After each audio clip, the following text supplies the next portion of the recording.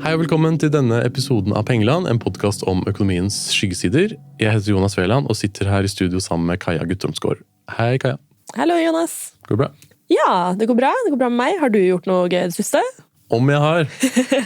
Dette planla vi. Smooth overgang, ja. Veldig bra.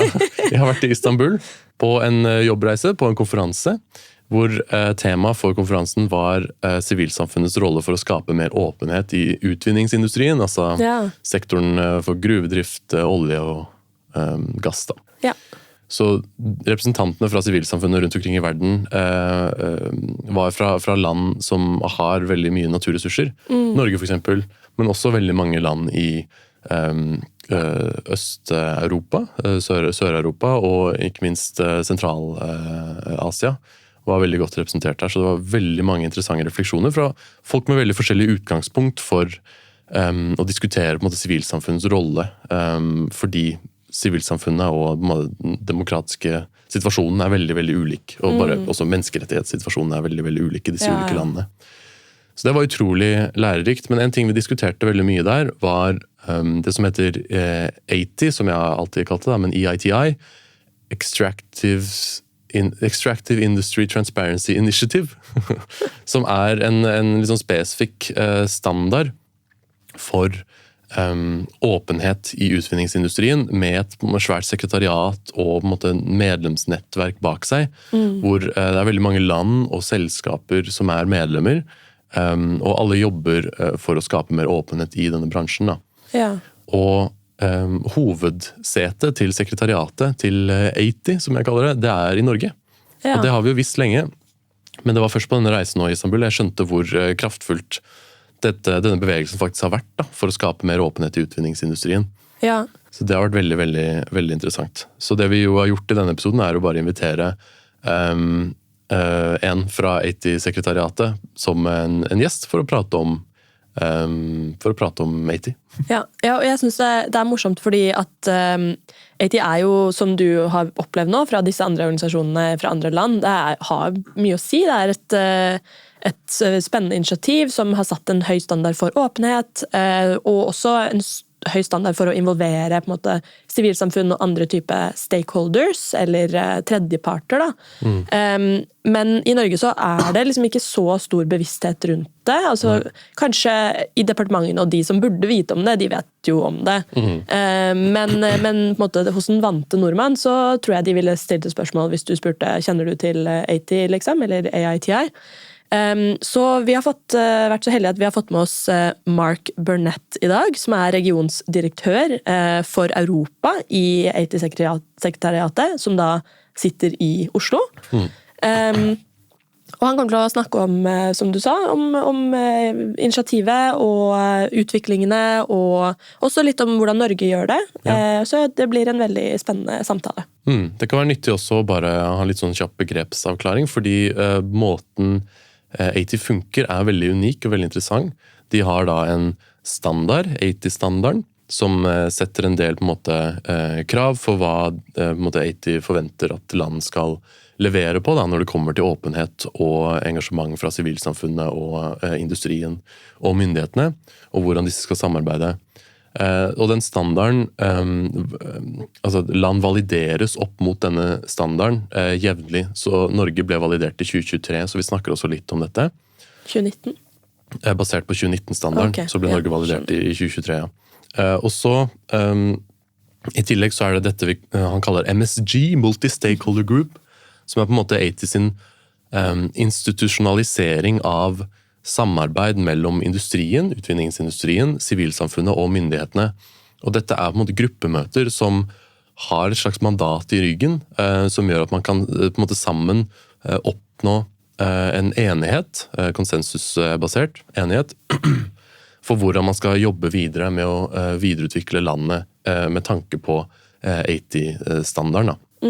Så det er utrolig interessante mekanismer som vi også snakker om, men det kan være fint å bare kjenne til at disse finnes før vi går i gang med samtalen.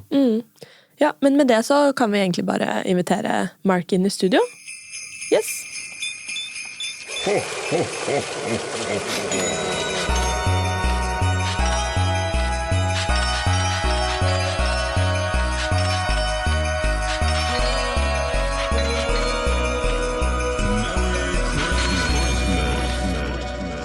Mark Burnett, welcome to the Pengeland podcast studio. Thank you very much for having me. Glad to be here today. It's great to have you here. Could you maybe start a bit by talking about yourself? Sure. My name is Mark Burnett. I'm the Europe director at the EITI International Secretariat here in Oslo.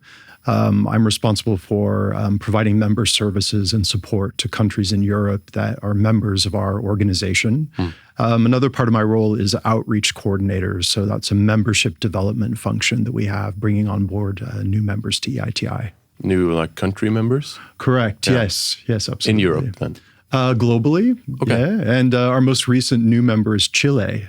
They joined EITI in September. So really glad to have them as a new member. Wow. That's amazing. So you're still expanding. Yeah. We are, yeah. A lot of interest, I'd say, in Latin America and Asia as well right now. So, but you're from the US? I am. I'm from California originally. From California, yeah. But you've been in Norway for a while? I have, yeah, I have. I've worked in different roles before the EITI. I worked in the embassy world. Right. So, I have had international experience also before coming to Norway. Nice. Yeah. So in this podcast, we usually like to start with a quite basic question. So I'm just going to even start with what is EITI and what's kind of the background, what's the approach to the work that you do there? Sure, absolutely. So maybe start by the acronym EITI stands for the Extractive Industries Transparency Initiative. So that's a long a way of saying the oil, gas, and mining sector. We were established about 22 years ago as an initiative during the Tony Blair period in the UK.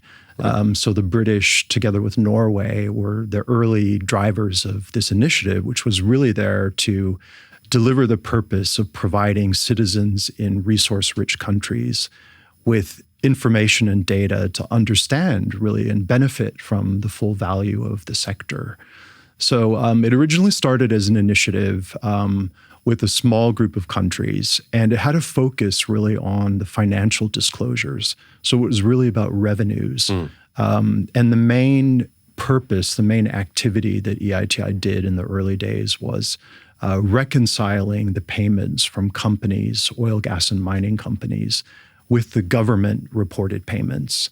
So that reconciliation report became very important for tracing payments and ensuring that companies were paying and that governments were receiving what they were supposed to receive.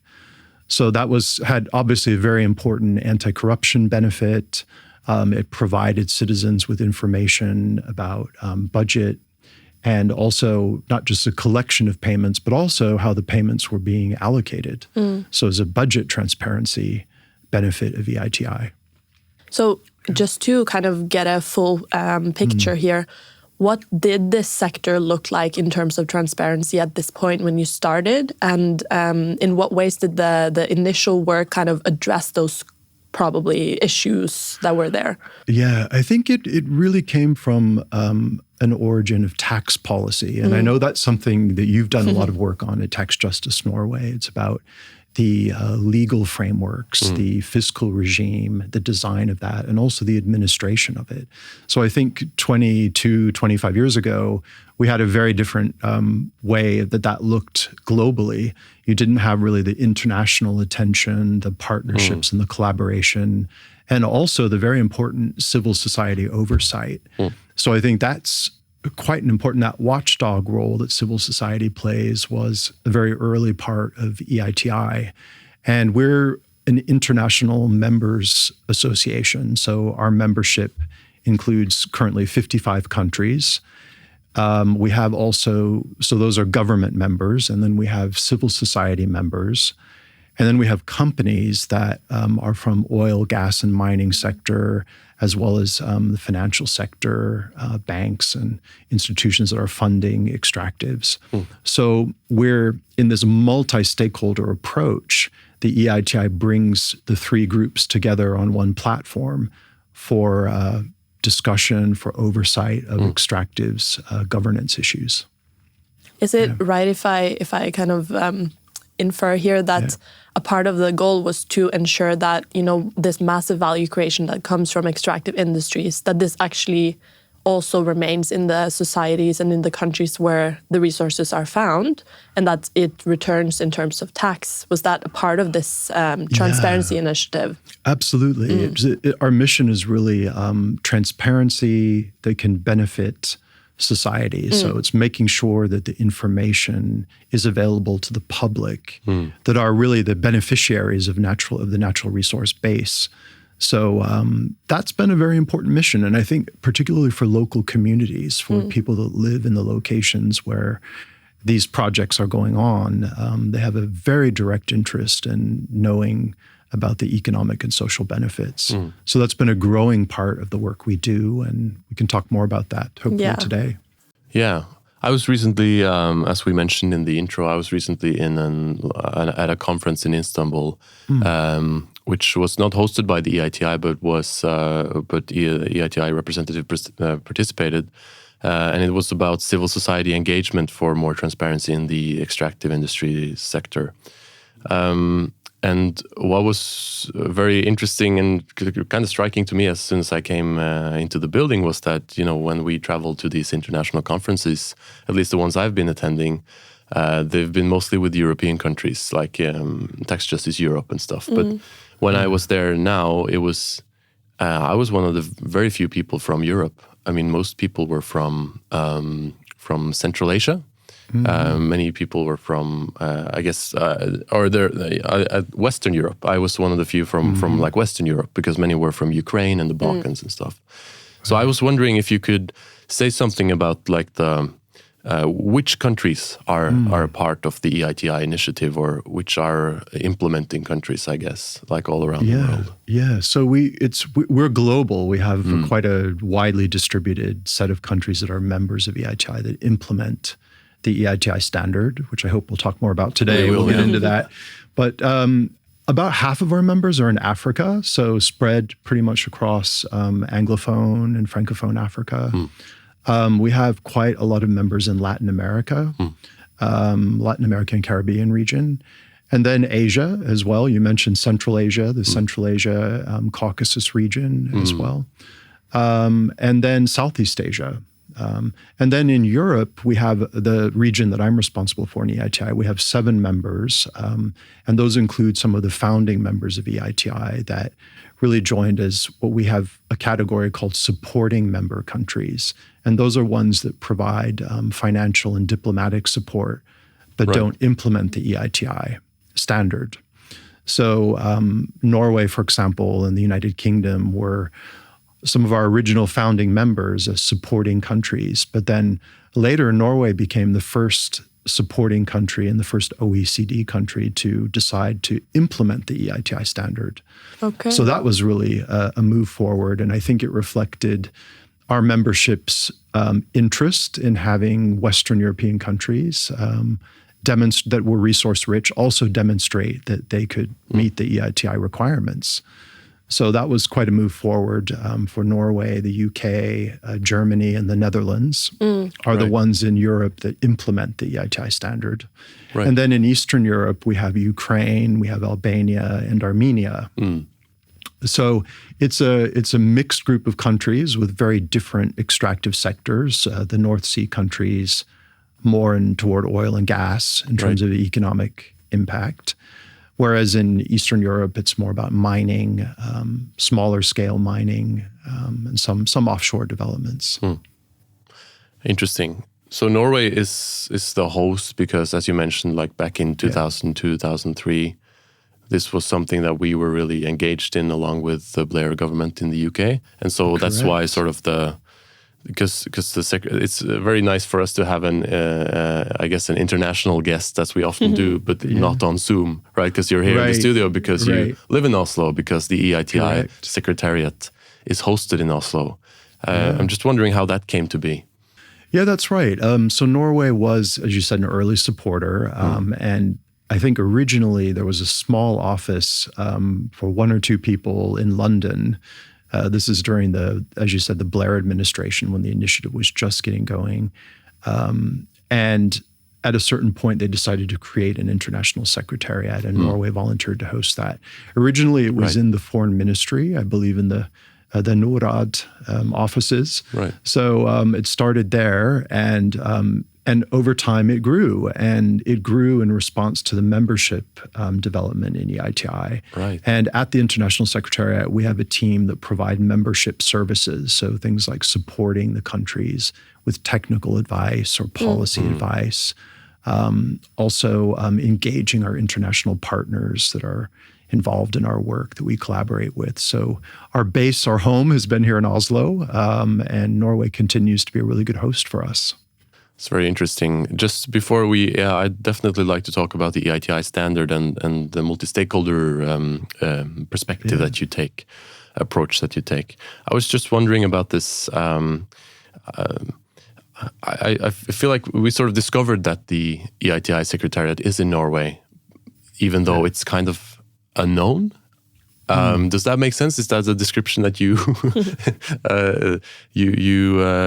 that makes sense to you? That not that many people really have heard about the EITI initiative, even though Norway is a very like known for being transparent with oil revenue and all that. It doesn't really it's not really attributed publicly to the EITI standard. Does that make sense? Yeah, absolutely. And I think that the journey Norway's taken with EITI, from originally being a supporting member, so the initiative, Norway's role in that was one really of diplomatic and providing financial support. So that went along at the time when Norway was, international development assistance was quite focused on oil for development, and tax transparency. Yeah. So there was an effort around 20 years ago to really work with developing countries that were creating a legal framework or the financial framework for oil gas sector.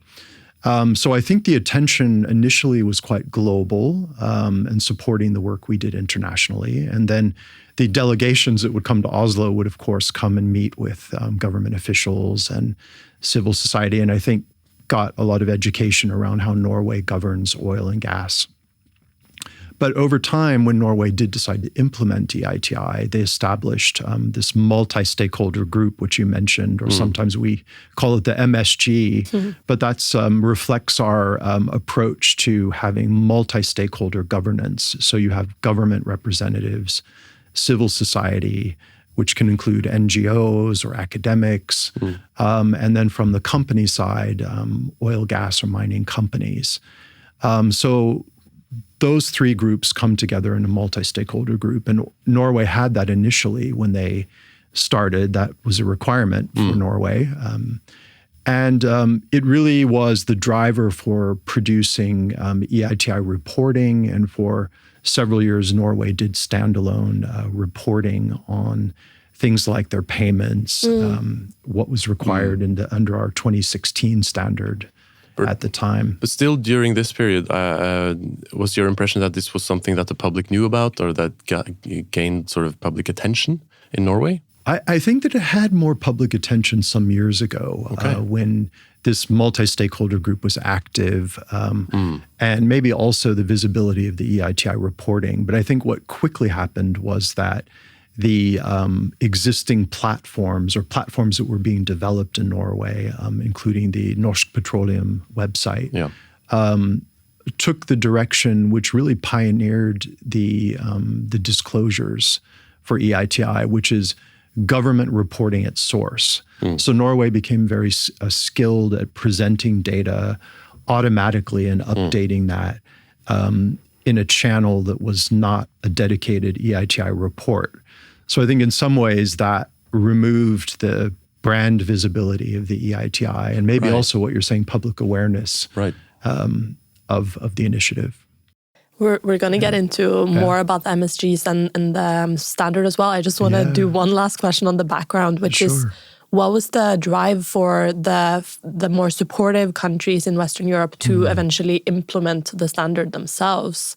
Is it just Norway that does this, or is it also the other countries you mentioned? So Norway was the first, and followed by the UK, the Netherlands, and Germany. So we have 4 of these original supporting members that have got extractive sectors to varying degrees. When you think of a country like Germany, you don't think of them as being a big extractive producer, but they do have a mining sector and some North Sea oil and gas. But I think the driver for them to implement the EITI standard was really our growing membership. So in other regions of the world, we had questions about, well, our supporting members that are also producers, should they not also demonstrate that they implement the EITI requirements? So I think that dialogue led to agreement that Norway, the UK, and the others would become implementing countries. That's really interesting. And I mean, it's a very natural segue into asking, what is the EITI standard even? Sure. Well, it's grown over time, and it really started as a revenue management initiative. So the original purpose was to ensure that company payments to government corresponded well with what government receipts were. So it was a two-sided reporting initiative with a reconciliation of payments. Yeah. And so the reconciliation of payments became a very important way of identifying any problems that may have occurred related to corruption risks, for example. So that you see, just reconciliation is the term I've seen so many times and finally understood a few months ago.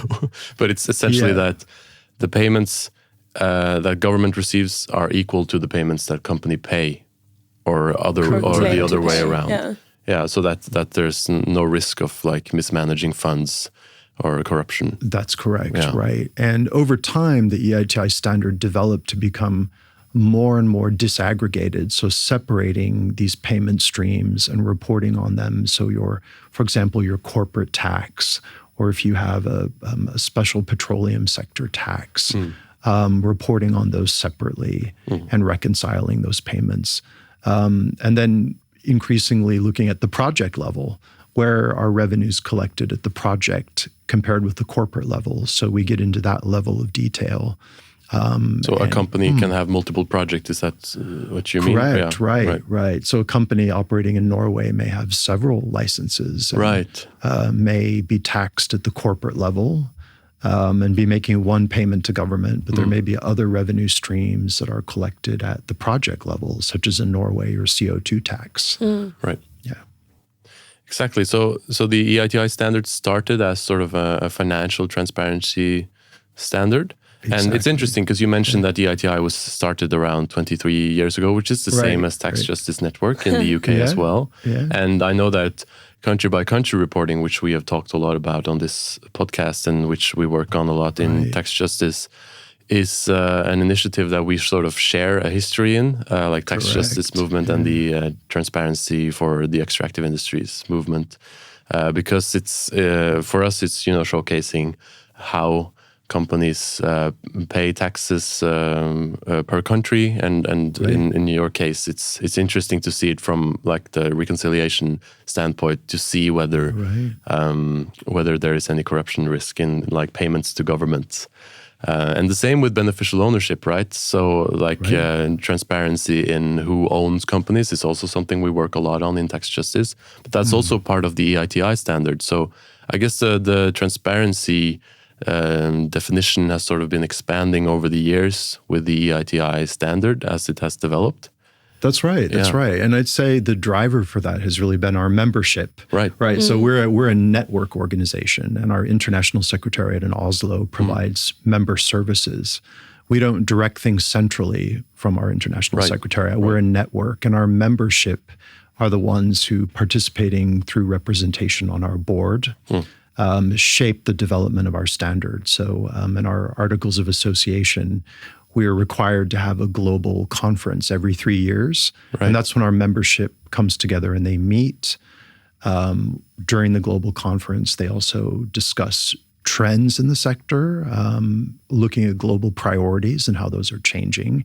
And then they revise the standard in response to how they see these trends and changes. So they're keeping pace with developments. And back in 2019 was when our standard introduced beneficial ownership, which you mentioned, Jonas, and very important time when more attention was coming onto the issue of who is the true owner.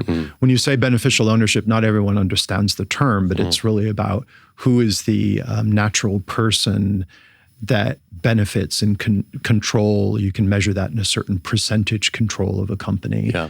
But having disclosure of that can be important for many reasons. Identifying a politically exposed person, which has really come into the spotlight in recent years. But the EITI standard started to address that and required countries to develop a public register. So having public access to that information through company reporting, in verifying the quality of the data so that it's reliable, and having public access to that was added to our standard in 2019. And the requirements have been developing, becoming more detailed as time's gone by.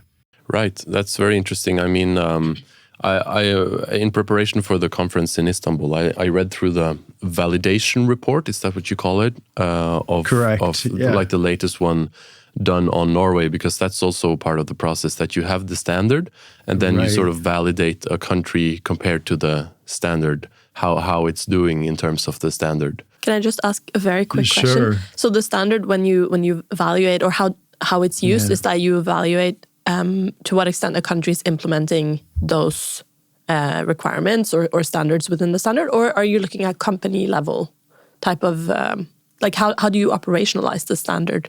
Yeah, it includes both. So let me explain the validation process. So when EITI was established, this was one of the principles, that you would have a mechanism for assessing countries' progress on implementing the standard. So validation is another way of saying a progress report. And it's a very thoroughgoing review of a country's disclosures. So it goes through each requirement in the EITI standard. And we look at that in 3 different modules. So we have one around stakeholder engagement. That's how is the government, the business, and the civil society groups engaging in the EITI. So that's one set of issues. Another set are our transparency requirements. So it's all about the technical work that is done from the entire spectrum, from looking at the legal framework to licensing and contracts to the revenue streams, looking across all of the requirements. So that's sort of where beneficial ownership and country-by-country reporting comes in, for instance. Correct. Yeah, that's our requirement 2.5 on beneficial ownership. And so that's assessed in quite detail. And it also looks at company participation. You asked about companies. So it looks at the comprehensiveness. If you look at the universe of companies, what is the percentage of those that are reporting through EITI? It looks at data quality assurance, very important issue, the reliability of the data, and having an independent administrator that can verify that the data are reliable. So the result is a report that countries can use. It comes with recommendations that the multi-stakeholder groups can review and prioritize, and then it's really a learning tool to help support their work, their ongoing work. So we do give a score to the countries. They get a number score, but we don't rank countries. It's not like some organizations that do an international ranking. We don't take that approach, but it's really more of a assessment and progress to incentivize further work on transparency. And the report is really, really interesting. I mean, it was a great learning tool for me when I was preparing for the conference, as I mentioned. Just what you write about the way licensing works, or the transparency in licenses, that was very interesting. I didn't know anything about that before. Also the whole webpage norskpetroleum.no, which I wasn't even aware of before, but it's so comprehensive. It has so much data, and the data you find there is very relevant for like the validation process. Like you look for this information and you find it at norskpetroleum.no. So that's also a great tool to like be aware of for transparency in the extractive industry in Norway. And as I've understood, the last year or the year before that, in 2023, there was a new standard. Could you say something about what's new in the latest EITI standard? Sure, absolutely. I think one good way to look at it is that the standard builds, again, on the trends, the developments in the sector, and it's responding to those. And our membership will take a strategic look. In 2023, we had our global membership meeting and our conference in Senegal, in Dakar, Senegal. Right. And the 2023 standard was adopted by our membership there. And there were really 3 important pillars where there were strategic additions. One of those was on anti-corruption. So really making sure that the type of information, the level of detail that was there could support society to use the data in a way that could combat corruption. So getting more comprehensive information, more level of detail at the project level, for example. So there are a lot of different, across the requirements, there are provisions that are new tools for anti-corruption. And then secondly, I'd say energy transition. So an area where oil, gas, and mining in different ways have an effect on our transition to a low-carbon economy. And there are new tools in the EITI standards, such as greenhouse gas reporting, emissions reporting at the project level, which is recommended. And countries can then use that together with other data points in the standard, looking at things like at the project level, what are the greenhouse gas emissions compared with the revenues? And also compared with the costs, doing cost monitoring. So you can get 3 quite valuable data points that can provide insight for, if you have a portfolio in your country of projects, what insight can you gain on energy transition? Right. So I think that's a really interesting development. And then there are also new provisions on environmental monitoring and social and local community issues. So as well as gender. So in that basket of issues, we have, in terms of the economic contribution of the sector, we have more data that is disaggregated to provide you with information about, for example, participation of women in the sector. Right. So employment data. There's also more about the role of local communities participating in EITI and using the reporting. So I think in those ways, again, it's responding to the trends that you see in society, social license to operate. These are all now much more embedded in the EITI standard. That's interesting. I was wondering, this is a bit of a strange question, but it just sort of occurred to me that transparency is not the same as I guess justice, to use a huge word and loaded term. But like, say that a country is completely transparent on payments to government, for instance, and there are none. Like, it's a huge extractive industry and they're untaxed, but it's completely transparent. Or it's completely transparent on energy transition, but they're not doing it. Like, they're saying we're not doing it, but that's transparent. Right. Is that okay in the EITI standard? Like, would that be, because it's transparent, but it's they're not sort of doing what we're hoping they should do, I guess is what sort of is implied in the standard, maybe. Does that make sense? Is that No, it's a really interesting question. And I think when you talk about just transition, part of the work we do at EITI has been working with local communities to make sure that they have the capacity to engage on these issues. So part of it is understanding the scope of the disclosures, what information is available, what information is missing. I think that's an important point you're making. What information do you not have, even though it's transparent? To engage in that dialogue. And we had some really good success with a project with the Ford Foundation support that worked in Colombia, in Ghana, and Indonesia, and worked on engaging local communities in the energy transition. So that was a success story there. But I think an important point I want to make is that the EITI standard does not tell countries what their legal framework should be, or how their licensing regime or their tax regime should be designed.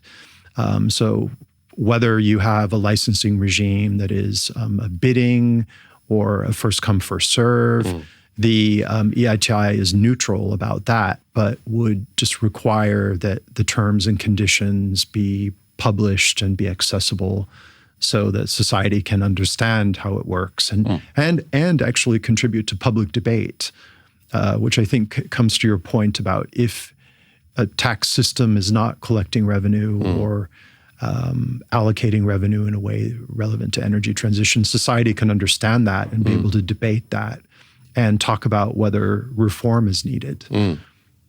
Exactly. That's very interesting. how did Norway do in its latest validation?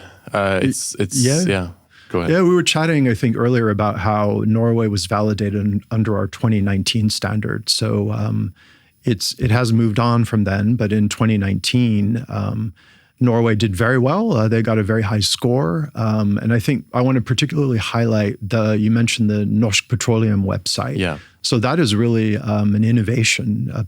Norway pioneered this system of having a one-stop shop for your data. So everything from the legal framework to the payments information to how the licensing regime works, that's all available in one place. And I think that, again, the validation found that was working very well. There are some other platforms that exist, such as EITIs, where you can go in and you can, that's a public freedom of information disclosure platform, but there you can find things like contracts and licenses. And in the validation, we found even going back to the 1970s, you could get the full history of a license, any modifications, changes, referat around that. And I think that again showed very good practices in governance. Also on public debate, I think it highlighted that Norway's got many channels for the public, for the different constituencies, civil society, companies, government, to consult, to participate in reforms that are relevant to the EITI standard. So that was actually one reason, the justification for why Norway was able to no longer have a multi-stakeholder group, that they had these channels existing in society, and that the structure, the context in Norway allowed the data to be available and contribute to public debate. Right. And since then, there's been developed a new standard, the 2023 standard, which you already talked about. Yeah. And I think the discussion around a multi-stakeholder group, which we'll discuss very shortly, is very interesting in terms of like following up on that. But could you say something about how would we expect Norway to do on the 2023 standard? Does that question even make sense when you haven't done a full validation? Yeah, no, absolutely. So there were quite a number of things that changed. Actually, there were 56 new and changed provisions in the EITI standard in 2023. So it was a large package. And I think what we've been doing to help our members implement that has been provide technical support, provide policy briefings. We have quite a lot of information available. We do workshops, we do direct support to countries, and we provide some tools that allow them to help map their disclosures. So we have a question set that countries can go through and review their disclosures and see, is this new information in the 2023 standard available? Also, where can you find the information? Yeah. If it's missing, then that would be then the signal that you need to address collecting, find out, is the information even collected, or do we need to start collecting it? How can we then report it? Right. So Norway is in the process right now of doing that mapping. The next validation will be in 2030. So they've got some time to do that. Yeah, I see. So there's time available to do that mapping. And also then think about any changes that need to happen on the platforms that we talked about, the Norsk Petroleum. Do they need to update any of those? Thinking also about public accessibility and the ways in which people are now getting information through our mobile phones and through social media. Is that platform adapting to the way that people are using information? I was thinking about on beneficial ownership again, which we work on a lot in tax justice. That's also something I read that was changed, like your expectations to it in the 2023 standard. But in the latest validation of Norway, the point that Norway scored the lowest on was beneficial ownership transparency. And that makes sense because at the time the report was written, we didn't have a register for beneficial ownership information. And of course now we do, but as we have talked a lot about on the podcast earlier, there are some problems with the quality of the register, like the technical solution. But I think the EITI standard is very useful here to think about what's actually the point of beneficial ownership information and what sort of information do you have to combine it with to make it interesting in terms of anti-corruption, for instance? Because one thing that you highlight in general in the EITI standard is the connection to politically exposed persons, for instance. Correct. And that's not we don't have that sort of register in Norway of politically exposed persons. So connecting beneficial ownership informations with PEPs is not something we can easily do. So that's interesting, as well as the threshold for being considered a beneficial owner is 25% in Norway. Right. But in the 2023 standard, you recommend lowering that to 10%, which is also super interesting. Yes. So I think there are so many benefits for civil society organizations like us to use the resources that are developed from the EITI secretariat and your whole process with the membership and all that to inform our civil society work. And that's part of your mission, right? As you've mentioned, and I just want to say that we actually acknowledge and notice that, because we use it all the time. So that's very, very helpful. Yeah, thank you so much for those reflections. And I just want to note that Tax Justice Norway was very active in the last validation of Norway. The process actually includes stakeholder consultation. Right. So we go out, we invite the public to submit views. Tax Justice Norway participated in that last validation and really gave expert advice on how Norway was doing in terms of implementing the beneficial ownership requirement. And that then fed into the assessment that Norway received. So I'd like to thank you for the expertise and the work you're doing. And then in terms of how the standard is changing, I think that it is responding again to trends that are going on. You see the lowering of the threshold that you mentioned is in response to countries that experience and the practice of EITI disclosure are finding more cases where a lower percentage captures, it's more comprehensive in terms of the companies that are reporting. And then that information can be very useful for the work they're doing on compliance, for example, with money laundering directive or looking at sanctions lists. So the ways in which the information can be applied to license screening. This is a new area of work where the 2023 standard recommends that countries start to connect the public register with the license allocation process. Right. That's interesting. Yes, and in fact, we see that happening right now in Armenia. I was in Armenia recently, and they're working on legislation that will now allow the ministry that conducts the licensing to refer to the public BO register. So I think that's again, it's connecting the data in a useful way for an anti-corruption purpose. And that's, again, what we're really encouraging to happen. And countries can take different approaches on that. Norway, for example, may not need to amend its legislation like Armenia, but it could be just in practice how they are using the processes. That's very interesting insights. And also, I think for civil society, but also for countries themselves, being able to compare themselves to other countries is also very valuable here. And the validations give a good basis for this.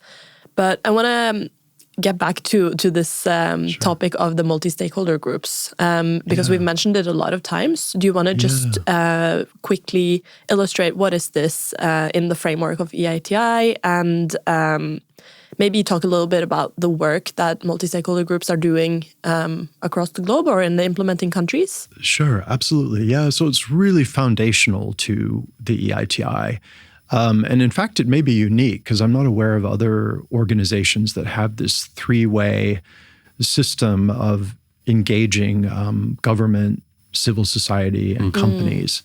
And what the idea is that bringing these three groups together on a platform to engage in governance issues, in collecting, quality assuring, reviewing, publishing the data, and ensuring that it's used and applied in public debate.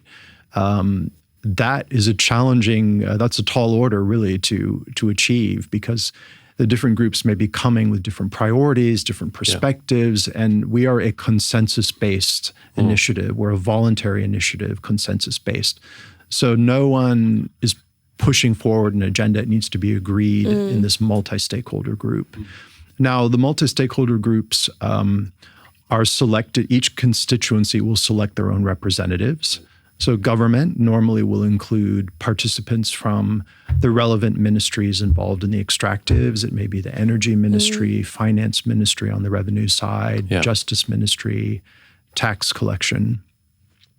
And then from the company side, many are the companies that are active in the country, so the oil, gas, or mining companies.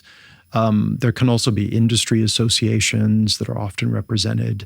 So the company's constituency provide a lot of really valuable insight on the reporting, to mention that. And then in civil society, you can have a mixture. You may have sort of dedicated NGOs that are interested in transparency issues, revenue transparency, anti-corruption. You can have academic institutions. So we have countries where universities are represented from their interest in teaching, accounting, governance work, and media can also be involved. So we have different civil society that come together.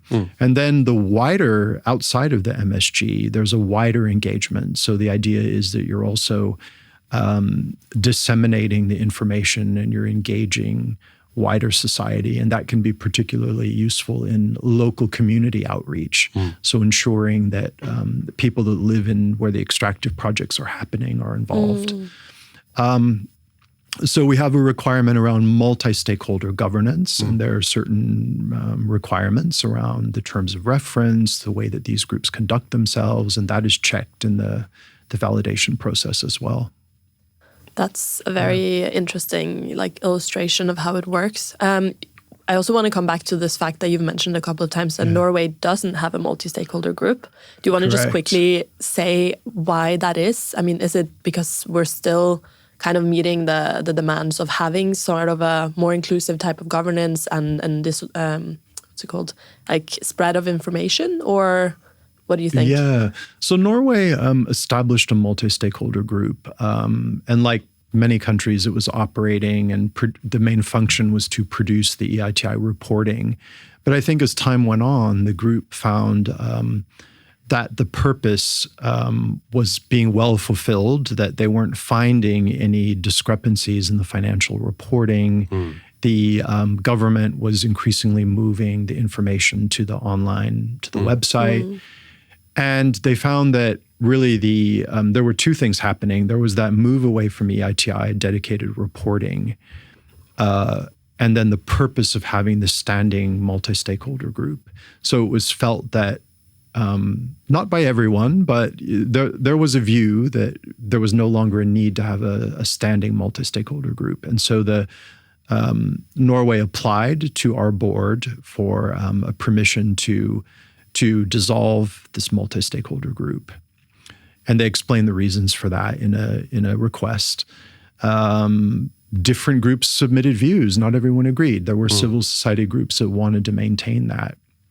But in the end, our board, the compromise reached was that Norway would hold an annual meeting of multi-stakeholders to fulfill that function of bringing everyone together to discuss and review the data. So the multi-stakeholder group was dissolved and replaced by this annual meeting. So that's organized by the Ministry of Energy each year. It's had normally a focus on the Norwegian continental shelf update. So there's normally a presentation by the Petroleum Directorate with trends and developments in production on the shelf. So it does get that debate going annually. And there's also a function at the annual meeting of reviewing the validation results. So presenting and having a discussion around what more Norway might need to be doing to address the EITI standard. I'm wondering, what's so cool about the EITI work is the combination of the standard and the multi-stakeholder group, or the engagement the standard sort of brings with the validation process. And I'm sort of wondering, tied to our discussions earlier on the update in 2023, the 2023 standard, for instance, how does does it make sense that Norway can implement the updates in the 2023 standard without the multi-stakeholder group telling them to? Because our experience on specifically beneficial ownership again is that we're not moving in the direction of a lower threshold, for instance, or a combining it with the PEP register, for instance. And it's a very interesting discussion with mining in Norway, which is like a huge new sector potentially, especially deep sea mining, which is a super big discussion point in Norway at this moment. That should be a part of the EITI standard. Isn't that something we should be discussing in like a multi-stakeholder group? And what about like energy transition? Is Norway actually doing enough on the energy transition? That should be a discussion between the stakeholders, right? So. Yes. Like the ideal version of a multi-stakeholder group, and I see the points on why it may not have worked initially, but like the idea of a multi-stakeholder group to tackle these big issues, I guess both big and I guess small or more technical on the beneficial ownership stuff, that's really appealing. So what do you think about like the future of Norwegian implementation of the EITI standard, given that we do not have such a active consultation forum that the multi-stakeholder group is? Jonas, you highlight a really important point that I want to mention from the last validation report, which was a recommendation that Norway consider establishing a reference group to, exactly as you say, get a multi-stakeholder input into dealing with the recommendations from the last validation. So on beneficial ownership, on, for example, the opportunities to include mining in Norway's EITI. Those kind of decisions on the scope, on the direction of addressing the recommendations needs to have multi-stakeholder insight. It's not just for the government to make a decision. So a reference group could be a way of, or perhaps a slightly different model, because you would be involving people in meeting more frequently than once a year to actually work on a specific reference set of questions. Now, that's something that I think the government are still considering, but it needs to be addressed in a multi-stakeholder way. Yes. So I think the next opportunity will be when they organize the next annual meeting, if participants call for that and support that recommendation from the validation report, that could be very helpful.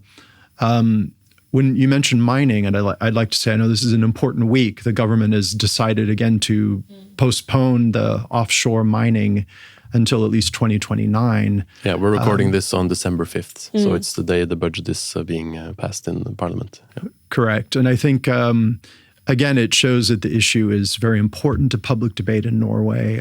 It's a matter for parliament now. But also onshore mining has been a part of the national strategy. And, you've seen a lot of public interest in developments onshore. How is that impacting the environment? Also the marine environment. What is the impact on local communities? How are local communities involved in decision-making about licensing, right? And all of those issues are quite relevant to the EITI standard. So as those issues grow in importance in Norway, I think that again, it reinforces the opportunity that Norway could use the EITI process toward that objective.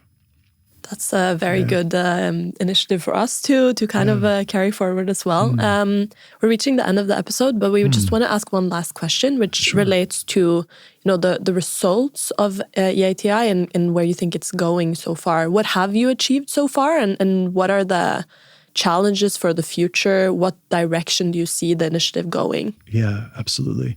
Well, I think over time we've built up a very, very large set of data. I think the last I heard is over 600 financial years of data globally. Wow. Nice. The EITI now has 55 members. It represents about $3 trillion US dollars in revenues globally. So it has a very large financial footprint that comes under the EITI standard. So I think that scale of transparency globally is really having an impact, particularly for companies that are operating internationally, for investors that are looking at opportunities. They can see a country implementing the EITI standard and have assurance about the quality of the data when they're looking at making an investment decision. And then I think another impact has been really engaging local communities and society, having this platform where you can bring civil society, companies, and government together. That has really been important in solving challenges in a way that society is confident a compromise is reached as an input. So I think that's really important. You could argue help to avoid conflict by having that type of approach. Great. Mark Burnett, thanks so much for coming on the podcast. Thank you so much for having me. It's been a pleasure. Thank you.